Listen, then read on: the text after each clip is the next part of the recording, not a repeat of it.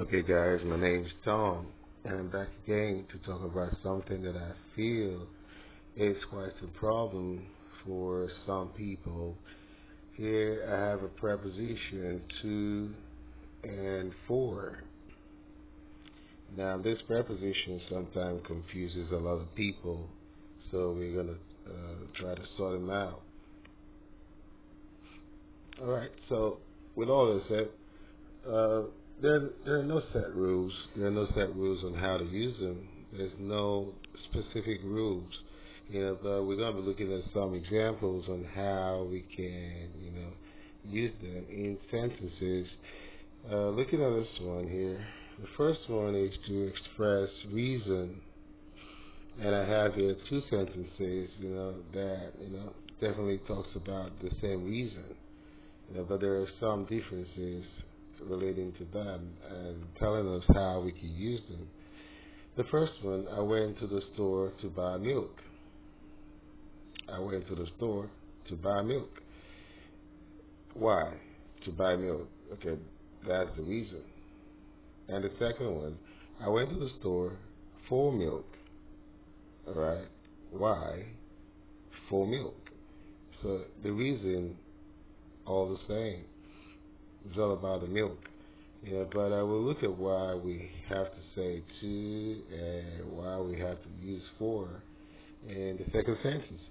Now, here you can see there's a verb before, in the first sentence, there's a verb before milk. That's why we use to. But I have to, state clearly that to here is more like an infinitive marker. Alright, is an infinitive marker. But here it looks like a preposition, so we're going to treat it as one. So when you have a verb before the reason, which is the milk, you use to. In the second one, we have I went to the store for milk. Now here, before milk, there's no verb, and the milk here is a noun. So we use for. I went to the store for milk. Okay, so with all that said, I think we can move to the next one, which is to point out recipient. To point out recipient.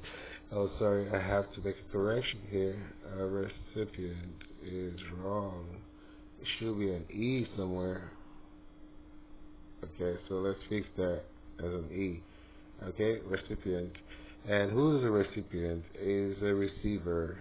Okay, when you send something to someone, that person is a recipient. You send a gift to your loved one, that loved one is a recipient. You send a message to your friend is a recipient. Okay, and you are the sender. So recipient means a receiver. Now let's look at the sentences. The first one is, give this to her. While the second one is, this is for her. Now looking at these two sentences, you might be wondering what's different about them. I'm going to show you. It's quite obvious, I guess, but I'm going to show you what the difference is. Now looking at the first one, we have give. Alright? The give here is like a motion, movement. There's a movement happening. Alright? There's a movement. And the her, in this case, is the destination. So when you have movement and you have destination, you use to. Give this to her.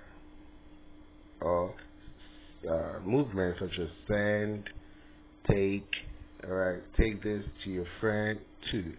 Alright, so we have a movement. Take a bus, that's a movement. For example, I took a bus to school yesterday. You're not going to say I took a bus for school. And in this case, took a bus is a movement and school is a destination. Okay? Now look at the second one. This is for her. Now in this case, there is no movement It's just a situation. Alright. So this is for her. It's a situation. There's no movement happening. So we use for. And another example could be, so I made this for her. I made this for her. Now made here is not a movement. It's just a situation. I made this for her. So that's why we use for. Okay, we move to the next one. Here we talk about, all right, we talk about intention. Look at the first sentence. Ask team to send me the file. And the second one is ask team for the file. Now you can also see in the first one, ask team to send me the file. You can see the same kind of pattern going on here. To send me, send me, send. There's a movement. All right. Send. There's a movement. Me here is like the destination. Okay. Ask team to send me the file. And look at the second one. Ask team for the file. All right. So there's no movement happening, and in this case, it's all about a file. You care about a file. You don't really care about how team is going to send it. Okay. The file is what you care about. So that's why you use for. Ask team for the file. And looking at the two sentences, it's all about expectation. What do you expect? All right. In the first sentence, you expect team to send the file. All right. In this case, the verb really doesn't play much role in this. It's all about your expectation. Ask team to send me the file.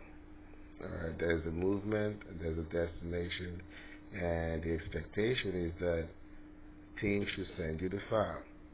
And in the second one, ask team for the file. You are expecting the file. You don't really care how team is going to send it. If he carries it over or whichever way he wants to.